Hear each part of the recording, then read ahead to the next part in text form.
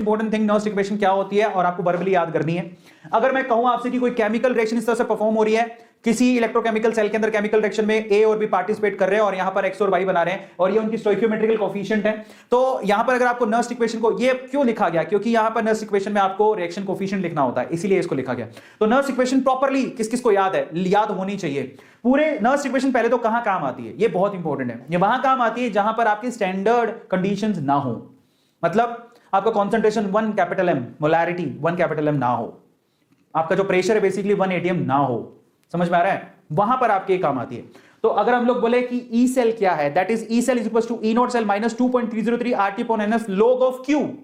ऊपर क्या लिखते हो, यहां पर लिखा जाता है बेसिकली ये प्रोडक्ट्स, नीचे क्या लिखे जाते हैं, रिएक्टेंट्स।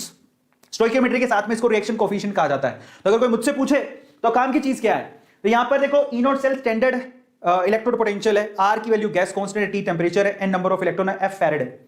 और अगर मैं यहां पर टेंपरेचर फिक्स कर दूं, सपोज करो कि टेंपरेचर 298 है, आर की वैल्यू फिक्स होती है, एन नंबर ऑफ इलेक्ट्रॉन्स को एज इट इज रखो, और एफ यहां पर क्या है 96500। अगर मैं रख दूं ये 25 डिग्री सेल्सियस 298, आर की वैल्यू रख दूं, एफ की वैल्यू रख दूं, तो अब आप इसको क्या कर सकते हो, 25 डिग्री सेल्सियस पर आपके पास ये इक्वेशन बनेगी और ये इक्वेशन सबसे ज्यादा काम आती है। जब वैल्यू रख के कैलकुलेट करोगे तो ई सेल की वैल्यू किसके बराबर होगी, E not cell minus 0.059 upon N log of Q. आप इसको क्यू कहें, रिएक्शन कोफिशिएंट चलेगा, कोई प्रॉब्लम नहीं है, लेकिन ये फॉर्मूला बहुत काम आता है। किस किस को याद हो गया, 0.059 upon capital N, this is the main Nernst equation, but the temperature is 25 degree Celsius, 25 degree Celsius पर this is the main thing.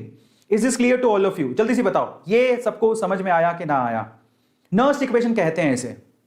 Nernst equation किस किस को याद है, और ये इक्वेशन आपको याद होनी चाहिए। चलो बहुत अच्छी बात है। सो बेसिकली ये नर्स्ट इक्वेशन है जो आपको सबसे ज्यादा काम आएगी, सबसे ज्यादा। और अगर इक्विलिब्रियम की बात करें, Nernst equation at equilibrium, equilibrium पे आपका सेल काम करना बंद कर देता है।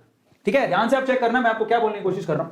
तो अगर मैं बोलूं नर्स्ट इक्वेशन क्या याद करनी है, तो नर्स्ट इक्वेशन 25 डिग्री सेल्सियस पर सबको याद होनी चाहिए, that is E is equal to E not, ठीक है, minus 0.0591 upon capital N log of base 10 Q, इसको रिएक्शन कोफिशिएंट कहते हैं। ठीक है, अब अगर मैं यहां पर एक काम करता हूं, अगर मैं बोलूं कि इक्विलिब्रियम एस्टैब्लिश हो चुका है, इसका मतलब क्या हुआ, सेल वहां पर काम करना बंद कर देगा, तो E की वैल्यू 0 हो जाएगी, इस E की वैल्यू 0 हो जाएगी, और आप Q की जगह पे क्या लिखोगे, K लिखोगे।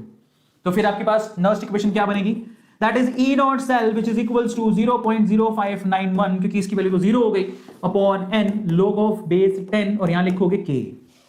ये आपके पास इक्वेशन बन रही है। Is this clear? बहुत ही बढ़िया।